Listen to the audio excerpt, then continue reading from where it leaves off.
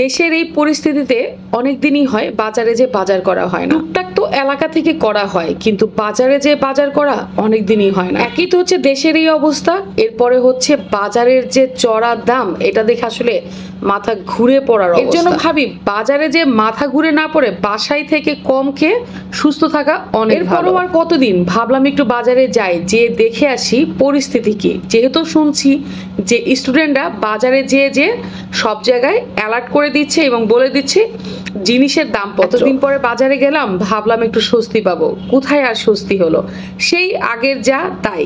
কিছু দিলে মুরগির দামটা একটু কম পেলাম, 165 টাকা কেজি, আর বাকি সবকিছুই আগের মতো আছে। শুনে নিন। আসলে আমার কাছে মনে হয় না যে বাজারের কোনো দামই তেমন একটা কোনো জায়গাতে কমছে, আগের মতোই আছে। শুধু মনে হইল যে মুরগির দামটা একটু কমছে, এই আর কি।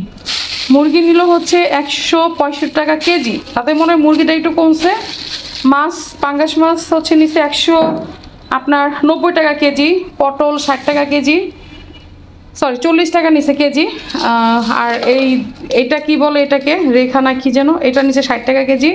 তারপর ধুন্দুল নিচে 60 টাকা কেজি, ডিম 50 টাকা হালি, আলু নিচে 60 টাকা কেজি। আর এখানে আমানছি, এটা তো আসলে বলে লাভ নেই। তো যাই হোক, দামে তেমন একটা কোনো ব্যবধান আসে নাই, কিছুই না, আগের মতোই। ওই জাস্ট মুরগি টুরগি এগুলোর দাম একটুখানি কমছে হালকা পাতলা।